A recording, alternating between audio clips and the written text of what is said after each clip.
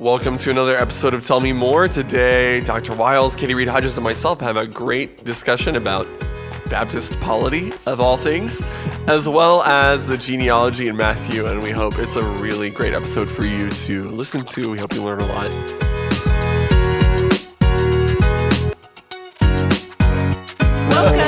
Welcome. We're excited to be in the podcast studio. It is actually Monday morning, and it's actually the three of us, which can be a little bit rare, at least this year. Luke, this time last week, you were sick. I was sick. And we invited Ashley in because we're talking about the persecuted church. And that was I'm glad we got to have Ashley. Not that I'm glad you were sick, but she has a great perspective on that. That was the right choice. Yeah, that was a good. She's awesome. That'd have been the right choice even if I was here. Yeah, probably right, but we wouldn't have thought about it. So, is there someone better than me for this one? No. Oh. No. There is no one better than you for any of them, That's Katie. not true. This is your podcast. You started this. Yeah, Kyle. Tell me more, featuring Katie Reed Hodges. I have always started this. You will. However, Kyle has proposed, I think I said this, that my name come off the title. Oh, no, we got to keep it on there. No, and Tell Me More. It is Tell Me More. With Katie Reed that part's Hodges. going to stay. Katie Reed Hodges is the host. We can just know internally that host it with the was most. my little brainchild, which And is we're great. glad. And it's fun to have ideas that people work hard at and make reality. Because ideas, they're not cheap, but you can come up with a lot of good ideas. It's the work that makes it reality. We're glad. Thank y'all. But I'm excited, maybe as a Methodist, former Methodist deep down. You're a Baptist now. Yeah, you are. I've been a Baptist for a long, long time. Y'all know that. But as one who grew up with a more liturgical calendar, we kicked off Lent. We did. With Ash Wednesday. We did. And it's just such a meaningful season in our church's life. Even driving up today, we have Easter banners out, and I Love it. It's just it's in the air. And to me, the daily Bible reading weekly Bible reading that came in my email is kind of a start because we're back at Matthew 1. Like we're starting something new, and I feel it. So it's exciting for me. And Ash Wednesday was an incredible, let's talk about humble, sweet, meaningful night of worship with our people.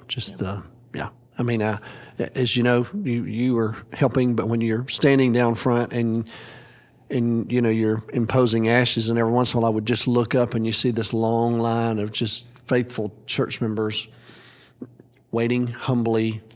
But also, apparently, a lot of people we didn't recognize. We had a lot of guests that night. It was fast. Several people I imposed ashes on that I'd never seen before. Me too. I didn't know them. And I don't know everybody, so sometimes I think you might just not run, our traffic patterns may not intersect. But some people I thought, but on a Wednesday night, really never seen typically you would think you would know everybody. And we had a number of folks that I did not know. Every year, we've done this, I think this is our third year. Best we could think about it. We've done Ash Wednesday services for a long time. Right. This is our third year to actually have Kurt Grice keep the palm fronds, burn them into ashes. That's right. He takes it very seriously. It's spiritual. The whole thing's a spiritual act for him. Really Y'all know. is. Yeah, that shouldn't surprise you at all. That when Kurt is burning the palm fronds in his smoker at home, he is praying over them. He's reflecting on it all. Yeah, that's Kurt. That's vintage. Love that. Kurt. Sending photos to us, letting us know that he's praying and dedicating these ashes. Oh, yeah. And what he watched a ton of. It's so funny to me because Kurt and I have mixed the ashes, made the little paste every year, and every year it's amateur hour. Like every year we were like, "Well, do you do this? Do you do that?" And we're getting better. We're getting a lot better. That first year was hilarious. I had like a rash on my arm because we mixed it so many times, and then tried the cross so many times on my forearm because we were so insecure and unsure. But Kurt watched a ton of YouTube this year. And that's funny because we did it. Now that we've done it, it's like, I don't think we need as much YouTube. But Kurt, they just took the whole thing very seriously. I love that. And so, you can get them off Amazon, and someday we might do that. But no, we didn't do it this year. No, we use our own palm branches. We did our own thing. And I don't know that it's the same feeling if you just pray for that prime delivery. You tell me. Well, at least for Kurt. Kurt and I talked about the congregation might not know the difference. And obviously, it's still the spiritual act, but for Kurt, and for me, it's meaningful for us to prepare this in that way. Yeah. Free one-day shipping just doesn't feel as spiritual to me. It ain't. It just ain't, But it's sweet, and we use the finest of olive oil, and it's lovingly created. It really is. But this year, you never know who's going to be in your line. I was waiting for my husband. He did not go to my line, which I think is a great view of just the church. I mean, just ecclesiology right there. He went to Kurt's on purpose just to not Yeah. Not make it so insular. It's just not me and him, Right. you know. But I was kind of waiting on him and never saw him, and I thought, you're in. I think you're here. We want the kid, you know. But there's always a cast of just a few people that stuck with me this year, and I've got them. But particularly Dr. Wade and Rosemary were in my line, and you know, it's a humbling thing, and you better be right in your spirit if you're going to ask Dr. Charles Wade to repent. That's right. Or tell him, or however you want to phrase that. If you're going to Repent say and believe the good news. if you're going to say to Dr. Charles Wade and his wife Rosemary, you know, one's a statement, from dust we've come, to dust we'll return. That's fair. Agreed. Now, Dr. Charles Wade, repent. You know, that's humbling. And it was for me. It's a special, sacred moment. So I think it could be the most meaningful for the three of us. Let's just call it. It is. Yeah, one of the members of our church, when I said, you know, from dust we've come, and to dust we shall return, Wednesday night, and she looked at me and she said, I know. Gosh, what do you do with that? Yeah. It's pretty sweet. So, yeah, and then Sunday, first Sunday of Lent, got the cross up there, purple draping, you know, just marking that we're entered into a liturgical season, joining hands with believers all over the world. It's very humbling. And then we get to the sermon. Yeah. Or do you want to talk about, we'll save the sermon. We get to the end of the service. I want to talk a little bit about this in here. We had a little bit of church business at the end of the service. We had 3 different church votes. We had a church vote last week to vote in Andy as our elect COO, Chief Operating Officer. Right. I hope y'all are in the loop on that. And that's been a long journey, and I think it's God's hand, and we could talk about all that. But yesterday, at the end of the service, these 3 votes, I just think, Luke and I talked about this, we don't want to make assumptions. We don't want to assume everyone knows what's going on around here. People who are newer to joining our church from other faiths, from no faith, and they listen to us, like, why, Dr. Wiles, would we go through all this hullabaloo to have the whole church vote on everything we're doing? It can feel like that. Can you explain a little bit of the background there, the why behind it? Well, because we're a Baptist Because, you know, the church I grew up in, church. they just did stuff. That's right. We're a Baptist church. I'm playing a straw man. So historically, Baptists have been congregationally governed. We believe in the autonomy of the local church. That's one of the hallmarks of being a Baptist. And kind of woven into that is the belief that the congregation, underneath the lordship of Christ, they are the ones that actually govern the church. So it's written into our Constitution, actually, that we're under the lordship of Christ, but this is a congregationally governed church. The way I like to say it is we're staff-led but congregationally governed. So the church expects the staff to guide and lead and shepherd. But when it comes to making official decisions like what is our budget going to be, or what about a staff member, or who's actually going to serve the life of the church, all of those things we bring before the congregation for the congregation to approve. And the only way to get them to the congregation is to go through the congregational structure that we have in place. And so we joke about it some to say that, of course, Baptists have committees and we're the ones who have a committee on committees. But we do because that's how we recruit and help train and help ensure that the members of this body are a part of all the levels of decision making to get to the point where you finally get in front of the church. So the budget's a good example. We have an advisory council, and the advisory council is comprised of the chairs of all the major committees and councils of the church. There are 4 lay people who also are elected to the advisory council. And then historically, Barry, Kurt, and I, the pastor and associate pastors, are on there as voting members. We've invited the rest of the MLT to join us as advisors. They're not voting members, but they are there, so you know that, Katie.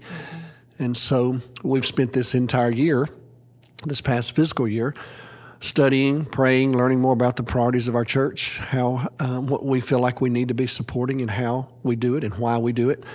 And so that team actually prepared the recommended budget. We then take that to the finance committee. And it's a collection of requests that come from the staff that eventually come through the MLT. The business office has to put all of it together. But then the advisory council finally gave the approval, brought it to the finance committee. The finance committee looks at all of it. They have much more detailed information than anybody else, obviously, because they help us in the financial oversight of the church. And then once that's done, we then go to the deacon council. So you've got 70 active deacons who are leaders in the church, servants in the church, who represent just about every age group or background or constituency in the life of the church are all in that room. Not necessarily that they're representing them officially, but just by their presence and their perspective. So you go to the deacons, and the deacon council has their time to ask questions and make sure that we feel like it aligns with what we believe our church is supposed to be doing. And then once that's done, then you take it to the church. By the time you get to the church, there have been over 100 lay leaders who've had their hands on it. So it's a trusted process. Yeah. But at the end of the day, the authority lies in the congregation, which is what our Constitution says. The authority lies within the congregation itself. So the congregation is a body politic when we gather for those kind of meetings. And so Committee on Committees has asked all these different people to serve in the various committee council life of the church. Well, we want the church to approve. These are the people that we want to serve us in these various places. The World Mission Offering is a historic offering as a church. Our church, our church historically has been a Southern Baptist church. That's been kind of the tribe we've been a part of for many, many years. That's, it's diminished a good bit over the years, particularly since I've been here. But historically, what Southern Baptists chose to do was they asked churches to take up a special offering during the seasonal celebrations every year for missions. So there was an offering at Christmas, an offering at Easter, and an offering at kind of the launching of the church year in the fall. Each one of those designed to go to a specific mission emphasis in the life of Southern Baptists. So at Christmas time, we took up one for what we used to call foreign missions, global missions. At Easter, one for American national missions, if you will. And then in the fall, your own particular state or region where you lived, a state mission offering. So I grew up that way. Every year at Christmas, we have the Lottie Moon Christmas offering, for missions. Annie Armstrong offering at Easter. And in Alabama, it was the Kathleen Mallory offering for state missions. And I have to imagine people listening. Some of y'all are like nodding along, like, absolutely. Yeah. Yes. Yeah. Yes, that's who we are. And some of y'all are like, I never heard of any of this. So all of these women are either missionaries. The names of all of our offerings in the Southern Baptist life are named for women. Lottie Moon, they're all women. They were either missionaries or they served as executives for the Women's Missionary Union that was overseeing these offerings. Well, years ago, this church, prior to me coming here, decided, okay, instead of doing this 3 times a year, why don't we just do it all year long? And not just stop at Christmas time and take up one offering, or stop at Easter and take up one offering. Why don't we just say, look, you've got the budget, but what if we, in addition to the budget, support some of these other mission efforts through an offering that you can just take up any time during the year? And so consequently, prior to my coming here, the World Mission Offering was established by the church. And so we have a goal, and it usually is divided by percentages. A certain percentage goes to support this, or a certain percentage goes to support that. That's changed through the years since I've been here.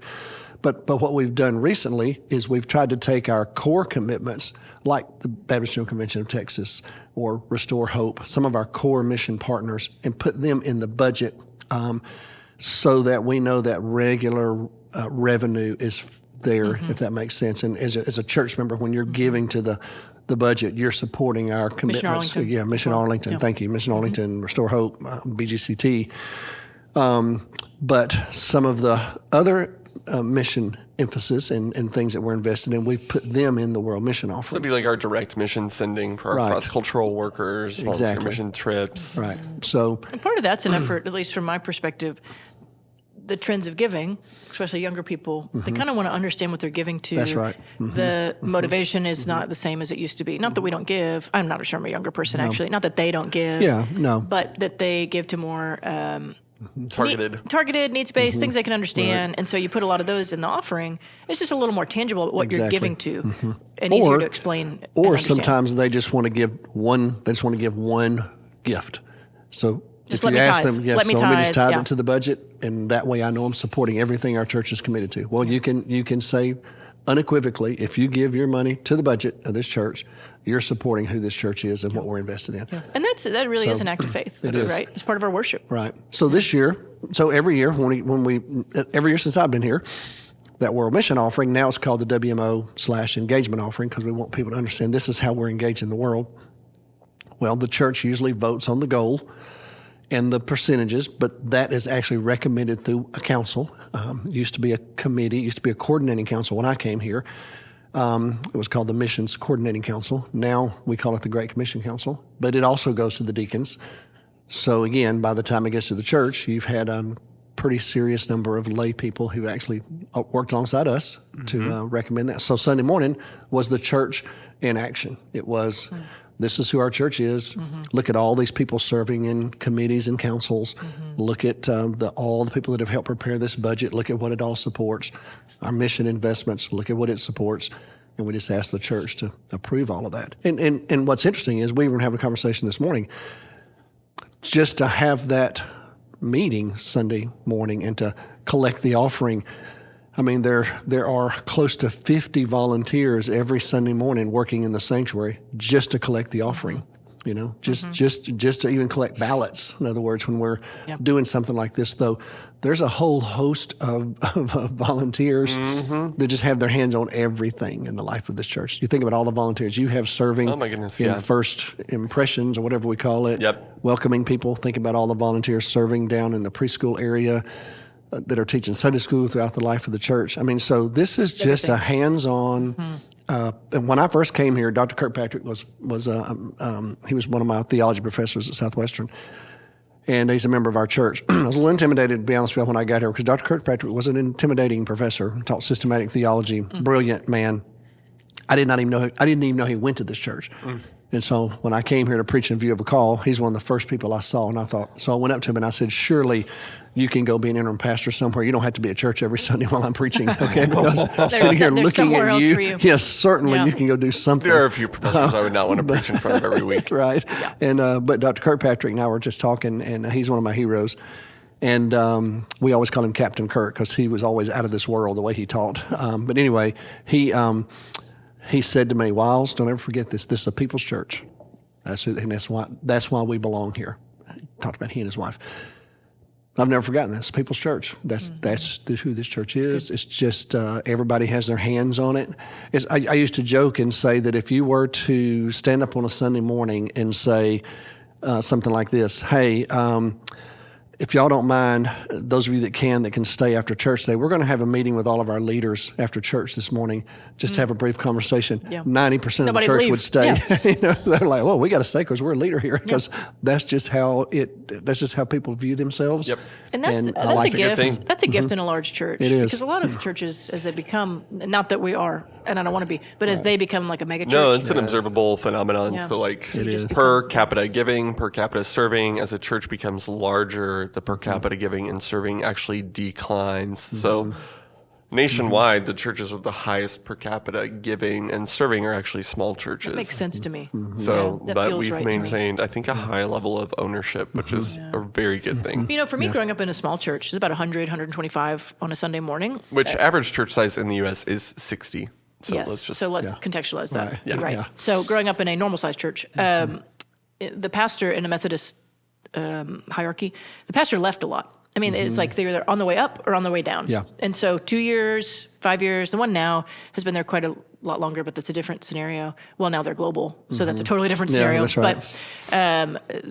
But we had a lot of people who, I don't know if they said it out loud, I think sometimes they did, but basically, this is our church, and you'll come and go to the pastor. And in my mind, the people that built the church and led me were really lay people, because the pastor was sometimes good, sometimes not. Sometimes I didn't really even remember their names, but it was these really steady people who, like you're saying, gave of their time, talent, offering, and just shaped me to be who I am, because they felt a lot of ownership of the church. And I do think the larger you get, the more it can be, and sometimes has to be, more staff-led. Yeah, sure. Because it just changes. It's just a different animal.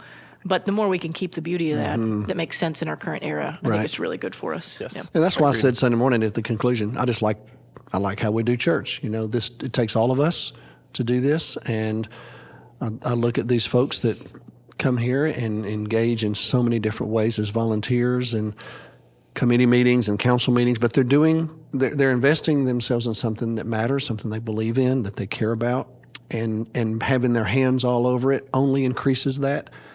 And that's one of the reasons it gives you a little bit of patience when you're in leadership on a staff. If you have a church member who's very passionate about something, it's usually connected to the fact that they care so much about it. That's usually why it is. And so I always try to keep that in mind, that if they didn't care, they wouldn't be passionate about it. You know, A couple years ago, we went to a different church that will not be named. And they have a different model of leadership. I remember them saying they're just begging their people to care. Yeah. I mean, to care about their personal ownership of the gospel, to care about the way the church is run, to show up at a meeting that's not Sunday morning, just do more than just show up because their model of leadership is so different. And I think that's good for us to keep in mind. It is. It We really don't is. have to beg people to care. No. We have a really Sometimes- rich legacy of people who have worked really hard to build this place. And as Yeah. we think about really rich legacies of people, Whoa. Is he making a transition? Something's about to happen. I want to hear about this rich legacy of names in Matthew How chapter about 11. that? What a transition statement. Well, 20 minutes into the podcast, Well let's done. talk about the sermon. let's hit it. Do we need to promote anything going on around here? We got midweek. Yeah, Lance. We got Faith at Home weekend. While we're segueing. Luke wants to talk about the Bible. I Okay. do. Let's You know? go. You know, it's not my favorite gospel, but it'll I know. I do. mean, Luke is, we all love Luke, but Matthew, you got to give a shout out to Matthew. Matthew belongs. And So do Mark and John. yeah, that's right. Maybe not Thomas, but No, it's definitely not. Yeah. Yeah, you know, I think Sunday I wanted to, you know, I actually did a brief devotional for the staff on the genealogy just to kind of Yeah. brief y'all about To get us ready. to get you ready to be thinking about it at least, and that, and you know, you think about. To me, Matthew's writing in a context. So I had a couple people talk to me about Herod when the church was over Sunday morning, because Herod, you know, Herod the Great. Tell us because more. there are how many Herods? There's a bunch of. Well, Herod had 10 wives. He had, I think, 15 children. And they so all- But there are multiple King Herods. they all So like Herods? from That's Matthew to Acts, Like it's George like Foreman? 4 different people. that's true. They're different Herods. King Herod the Great, who was king when Jesus was born. He Which is was not the same Herod when right, Jesus not is Herod crucified. Antipas, who is the one Jesus is going to stand before his This son. is a good lesson Yeah, for some Herod of those that are Antipas. newer to the That's Bible. right. And then There's Herod not just Agrippa. one Herod. So if you see Herod Herod, Agrippa is the grandson. you see Herod everywhere. Yeah. They're not all the same. They're not all the Herod. same. Yeah, there are 2 Herod Agrippas actually, Herod Agrippa 1 and 2, and they're If you both see Herod grandsons. Agrippa, They're both but it's grandsons. not necessarily the same Right? Herod. But Herod had Philip, Archelaus, and Antipas. Those were the 3 rulers during the lifetime of Jesus. But Herod the Great was in power while Jesus was born. But he had issues with his pedigree, his genealogy. And so I think there's one of the reasons I believe Matthew does this is because he's wanting to make sure that the readers, the Jewish readers, who this would have been important to, could clearly understand that Jesus had the right pedigree, that he could actually be traced back to Abraham through Jacob. Herod could be traced back to Abraham, but through Esau. So Herod's family comes from the south of the southernmost part of Israel. They were Edomites, and the Idumeans were on the outside. Edomite looking would in. be like the Old Testament phrasing. Idumean would be the New Testament right, yeah. Greek They're phrasing. So the- it's like a Greek Hebrew. That's right. They're the same phrasing family. distinction. Exactly. So the Idumeans or the Edomites were descendants of Esau. So they were polluted, you know, in terms of their bloodline. Technically, I believe you would have to say they're not technically Jewish, because in order to be Jewish, you had to have come from the nation of Judah that survived the when the northern kingdom was destroyed by the Assyrians. All you had left was the 2 tribes to the south, and they were descendants of Jacob. Herod's family are descendants of Esau, so they're cousins. Some people might say, well, they're half Jews. Maybe you could say it that way, but by the time of Jesus, that didn't matter anymore. Excuse me. They were conquered by the Hasmoneans. It's a long story. Which is the Maccabean revolt That's that gives us Go on. Hanukkah. Go on. Yes. So yeah. So it's some, what is it? 140 something BC. the Hasmoneans, the Maccabees, decide to rebel against the Seleucids and just take over Israel. And these are the Deuterocanonical books that are in the Catholic Bible that are not in our Protestant Bible. Right. That's right. But they're great stories. There's good stories. There's some decent historical the Maccabees. kind of lessons there. But I would Sounds recommend same. reading the Maccabees because it helps you understand the intertestamental period. Yeah, otherwise you have a long That's chunk right. of time. Even helps you Nothing. understand Yeah. Herod because Herod's daddy, Antipater, he was an Idumean, and he had issues with the Hasmoneans because the Hasmoneans were actually Jewish, and they viewed themselves as being the true Jews. And they had their own, what they called kings, I guess is the best way to put them. They had a kingly line, a royal line, if you will. Well, so Antipater didn't come from that line, but Antipater curried favor with the Romans. And so eventually the Romans agreed to let Antipater's kids rule over Israel. So Herod becomes the king over, or the leader over Galilee, and other sons over Jerusalem. Well, by that time, the Hasmoneans had been conquered by the Romans, by Pompey. And so the Hasmonean, the Jews there, in Israel, looked at Antipater as someone who didn't really belong. He really You're a wasn't filthy one of them. Roman puppet. That's exactly right. So they ended up killing him. And so Herod the Great, he ends up going to Rome to convince Mark Antony that he can actually take care of this part of the world, because the Romans always had a little bit of fear of the Parthians, the Persians, who were to the east. And Judea, Israel, was in between Rome and the Parthians. And so if you could somehow believe you could at least control that part of the world, you could build a barrier, if you would, to keep the Parthians from coming toward Rome. So Antipater had convinced the Romans he could do that. Then Antipater gets killed by the Jews. And so Herod goes and makes an argument with Mark Antony. Mark Antony presents him to the Roman Senate and just says, hey, we think this guy can actually do this. He can maybe protect us. And so Herod goes back, and he actually becomes the king over all of it. He gets Jerusalem, he gets Galilee, so he's now the king of the Jews. Well, if you remember, Mark Antony gets destroyed, his army gets destroyed by Octavian, who ends up becoming Caesar Augustus. And so Herod has to go back to Rome to meet with Octavian. And here's what he told him. He said, look, I realized that I was supporting Mark Antony. I get it. So forgive me. He bows the knee to Octavian. He said, but look how loyal I was to him. I mean, I sold out completely to him. I'll do the same thing for you. So just don't judge me on which guy I chose. Judge me on how loyal I was. And Octavian said, that's actually a good thought. So he gave him a crown and said, go back, you're the king. Then he becomes Herod the Great. He comes home, and now he's got Caesar Augustus's, support, but he doesn't have the Hasmonean support. He doesn't have the Jewish support. So he gets back to Israel, and he's just paranoid. So he decides to marry a Hasmonean. He marries one of their daughters so that maybe they will accept him, Mariamne. But he ends up killing her, because here was his problem. Just a failed experiment. Well, once he started having children through her, there were people who were saying, hey, now we actually have a real Hasmonean ruler. We got Mariamne's children, Well, he didn't. He did not want that. So he ended up actually killing some of them, but he killed his wife. So he's just not a great guy. Right. But he's paranoid. He's just paranoid about the fact that, because everybody knows he's Idumean. We listen and we don't judge. Yeah. So they look at his, We judge a little bit. They look at his pedigree and they say, well, yeah, you claim to be a child of Abraham, but you're not a real child of Abraham. Well, guess where all the genealogies were stored? In the temple.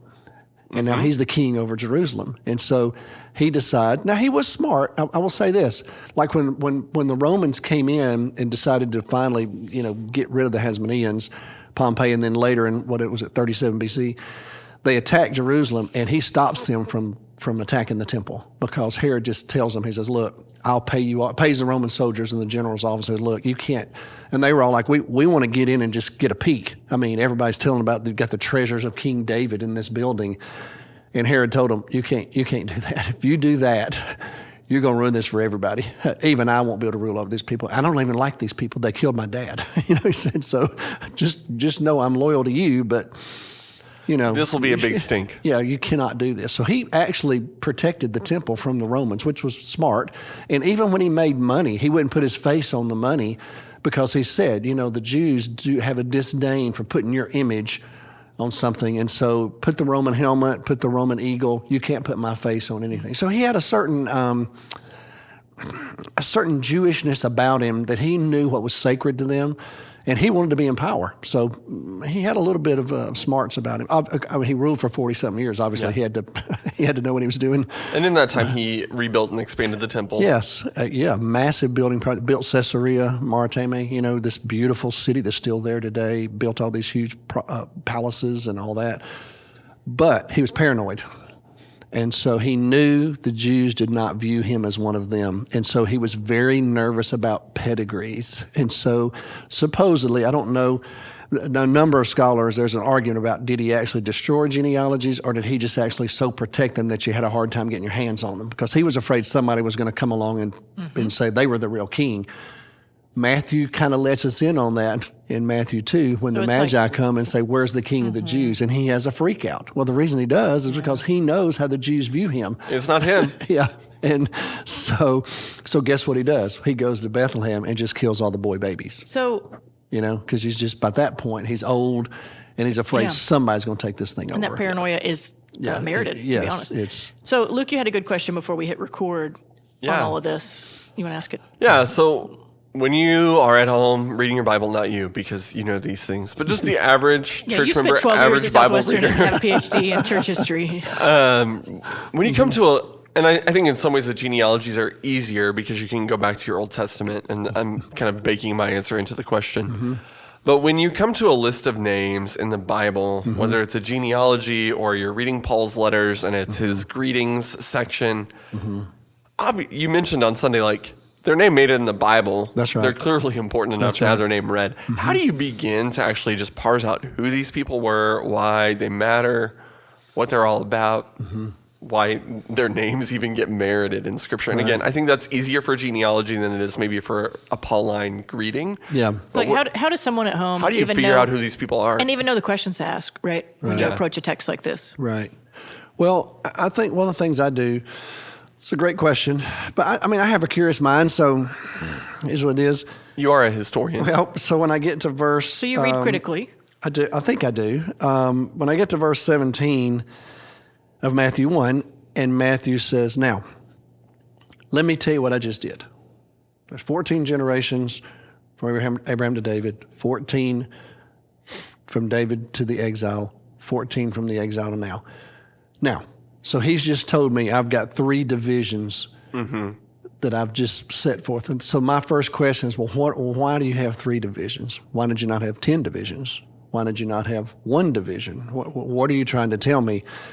So that leads me to believe he's telling me something more than just a listing of names. So that's where I would typically start, is to say, well, why in the world, what happened between Abraham and David? What happened between David and the exile? What happened between the exile and the birth of Messiah? Well, this is a sweeping story of history. So that's really where I start, is trying to figure out why in the world did he go ahead, because he could have just listed the names and not said anything. Right. But he's given you a clue. It's almost like, okay, if you weren't paying attention, let me just tell you what I just did for you. I just gave you the story from Abraham to David. Well, that's the story of the promise, the covenant, the story of redemption, and it culminates into King David. So that would lead me to think, okay, I'm going to go back and read what happened to Abraham. Well, then what happened to David? Why did he stop it? Why did the first division end with David? Well, you got this great covenantal promise in Genesis 12, for Abraham, which is kind of reiterated a few times, nuanced a few times. Then I go to 2 Samuel to read about David. I come to 2 Samuel 7, and all of a sudden I read, well, God says to David, one of your descendants is going to be on the throne of Israel forever. I will do this. And I'm thinking to myself, I know a little bit about Jewish history.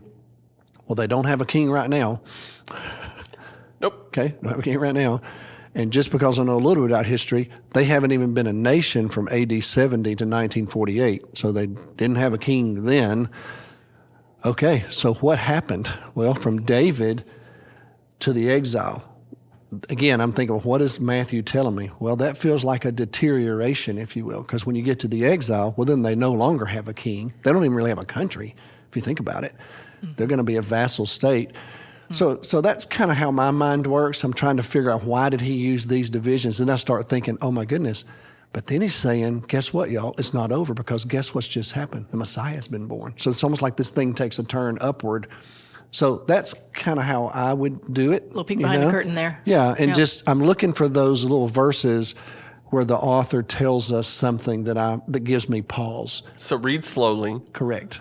Yeah. Well, I do watch think, for these clues. we can acknowledge critical reading, critical thinking. It's not the issue du jour. Yeah. We're not great at it Yeah. because of so the we'll quick pause at nature of our pause at media. every summary. You know? Let me just give a suggestion. Pause at every summary.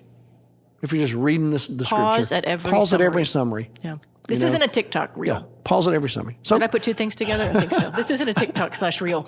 but if you think about that, like you're reading the book of take time Acts. with it. You know, Yeah. you're reading something, all of a sudden Luke will stop and say, now, the gospel began to spread across the world. A lot of Jews accepted this gospel, and there was peace or something like that. And you go, that's interesting. He's telling me this riveting story, but all of a sudden he just stops Don't run roughshod over and all gives that. me a summary. Well, that's going to make me as a reader, as a curious mind, stop and go, now I wonder why is Luke telling me that? Let me go back and just reread a little bit and see what clues I can find that led him to offer that summary. And, you'll have those summaries in the gospel, like Luke, your buddy. Luke will stop and say, and Jesus resolutely set his face toward Jerusalem. Yeah. What an interesting little comment. Okay, well, I'm stopping and going, now what does that mean? He's telling me this story. Well, now I realize transition Jesus is statement, isn't it? Yeah. Luke is saying, and now the story of redemption is about to take place right in front of you. And there's nothing that's going to stop Jesus now.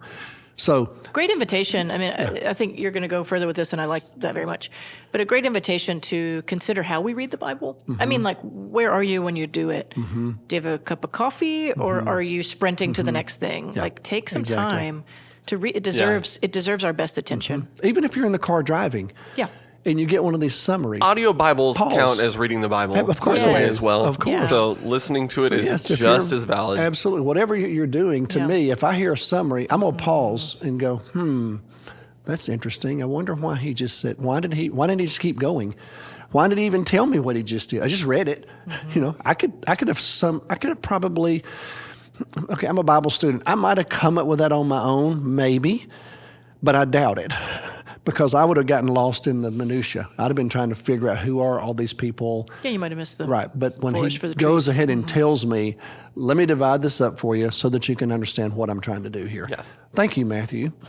So then when it comes to, I think that's a good place to start is, okay, what's the why? What's the Right. narrative structure? Because if you were to go read the Gospel of Luke and read Luke's genealogy, yeah, it's very different. so different. And he goes in And there's a reason. ascending order. Yeah. And he starts with Jesus and takes you all the way to Adam, whereas Matthew does what they normally did. You start with kind of the father. Yeah, the patriarch, whatever and you go do. backward, go towards the person that you're talking about. So start with why, I Right. think is a good. But then where do you go with your whys? Yeah, so when it comes time to get to the minutia of who are these people, and obviously genealogy is a little bit different than a greetings section in a New Testament letter. Right. How do you begin to kind of delve into the minutia of who these people are, were, what they did? Because if you're new to the Bible, or maybe even if you've been reading for a while, you may come to, well, who is Shealtiel? Or who and is why does Josiah? Yeah.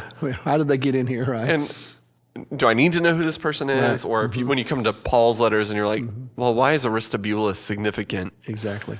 How do you begin to kind of discover that information? What are the reputable sources? Because I would say, please don't go YouTubing everything. No, unless you put like me a little Inti nervous. right behind it, Yeah. or some Exactly. trusted people. Yes, yeah. I would say, well, a couple things. One, here at the church, some people know this, some people don't. We actually have a resource library that is located in the easternmost hallway off So of basically, our if Welcome you Center. were to walk out the Welcome called Home Chapel Center, Hall. go straight into that first hallway. It's like the first or second door on the right. That's First? right. Yeah. First door on the First right. door on the right. Go past where the chapel is. I think it's actually called room 123. Not that Yeah. it's labeled as a resource library. And it's the Ellis Meredith Resource Library. It's named for Dr. Meredith. He was a pastor of our church who died unexpectedly when he was a young man. And it has a very I think, well-stocked resource library. It's primarily aimed at the biblical text. That's what's there. Bible dictionaries, commentaries, reputable commentaries, the ones that we trust, that we believe in. Yeah, we as staff use. Actually, are there. But I would say, secondly, a good Bible dictionary. The Harper's Bible Dictionary. Some of the dictionaries, and we maybe can publish a list of these for people. A good Bible dictionary helps with some of this because it'll give you just a little bit of info about any of these folks that are listed in a genealogy like this. It might even tell you why that they're there, or at least give you cross-references. Exactly. And of course, in a list like this, you can always just look at your Old Testament, which probably wouldn't hurt everybody. Maybe do a little homework, go look up every one of these people. Yeah. And I think I would say interpretively, if you're trying to get into the minutia on a genealogy, it's the Old Testament that you need to turn to. That's exactly right. Now, when it comes to Paul and he's writing about people who are living in his time and it's a list of names, that's where you've got to do a little bit more of the digging. About. You're exactly right. But when you've got something like this, well, you think about it. Okay, he mentions Jesse, Obed, Ruth, Boaz. I mean you can just go read There's those the book of stories, and just say, oh, okay, that's interesting. And not only that, Matthew. I think, again, another thing, I'm a curious person. Why does he list all these women? When I know enough to know that this was a patriarchal society, you just didn't talk much about women in these kinds of settings. Why did he choose women, and why did he choose these women? And if you know these women, if you've read enough, then you really start thinking. You start going back and looking and go, that's very interesting. And the fact that he doesn't even name Bathsheba, because her name... That story was so sordid for the Jews because they loved King David. Matthew knows that. Matthew's a Jew. He loves King David. Like I said Sunday, David gets mentioned 17 times in Matthew's gospel. Everybody loves King David. But he can't even bring himself to call her name. She was just Uriah's wife.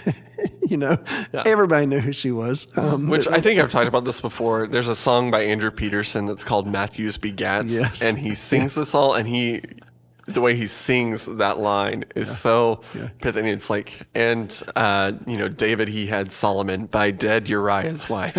Yeah, you turned me on to that guy. It is a catchy song. It's very interesting. But yeah, so I think that, again, having a curious mind, I believe the Lord can help guide you in your study. But just simple things to me, like I said, I learned years ago to just pause at every summary. The summaries are there for a reason, usually to point you backward and prepare you for what's about to happen, So, I'm putting you on the spot, is there a good study Bible that you would recommend? A certain one? Yes, I'm a big fan of the NIV Study Bible. That's what it's called, the NIV Study Bible. Yeah.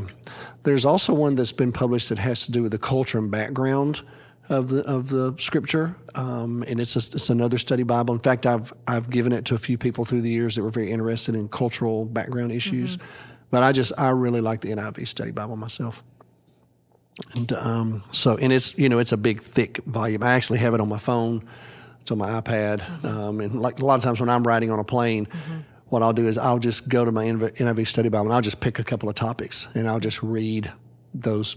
The take on those topics. And I have some, in my library, when I was in seminary, we used a lot of older sources that are still, in my opinion, are very valid because they're dealing with just biblical material. And so I have some older sources that you probably wouldn't buy anymore, but they're very instrumental in my take on theology and particularly vocabulary and it's kind of a topical way to approach the scripture. And so some of those older sources, I wouldn't recommend anybody anymore, but they've been my companions, so they're all dog-eared and they've come out of their binding and all of that, but they're important to me. And also, you don't have to be afraid of scholarship. The thing is, these scholars, many of them, there are always going to be those that are trend a little one way or another. But what I would say is the scholarly work of so many biblical scholars just sheds so much light on what we're doing. I'll be honest with you, the internet makes me nervous because anybody can put something on the internet on any topic. And I would really say on the internet, beyond I think I can definitively recommend the Bible Project, and anything beyond that, I'm a little. I agree. I think there the may be Bible a bigger Project list, is good. but It's helpful. It's a great resource. But If it y'all is. never stumbled upon It's it, really it really good. is helpful. But man, I get get even in nervous my beyond research. there. Sometimes I'll just pick a top just to see, and it makes me really nervous. And obviously, we have, I don't know, 10, 12 ordained ministers on our staff. Mm-hmm. Most have been to seminary. I'm not saying we're experts, but we at least have resources Absolutely, available. come talk to us. We would love to talk about course. it. It would be our honor to guide you in the right 100%. direction, for sure. For sure. So, but yeah. So hey, genealogy, and again, what I wanted to communicate Sunday morning is Matthew's focus, and that's Jesus is born a king. He's King David's son, and he's going to be called Son of David numerous times in this passage. And the fact that it's juxtaposed with the guy who was king when Jesus was born, who had a questionable pedigree. Jesus' pedigree is anything but questionable, And so I think Matthew's just laying the groundwork for the story he's about to tell. So I'm excited about walking through this journey with everyone. I think Lenten season is going to be a very important one This is such a good series to invite your friends to church to. If they have just walked out of church for a while, it's good to bring them back. But if you have people who lack familiarity with who Jesus is, what the gospel's all about, this is the series to bring them to church for. I agree. And that may even just start with you sharing our online services with them. That's not a bad place to start. That's right. It's a good thing to do. So, but what a good time of year to invite people to church. Please do it. And we promise to do our best to not embarrass you. That's right. We do. I can't make promises for your other church member friends, but No, but we're going to do our very we best. will do our best. If you go through the vulnerable act of bringing a friend to church, we're going to do our very best to not embarrass you. That's right. Yep. Amen. Well, see you next week. Thanks for listening, and we'll be back. Bye, y'all.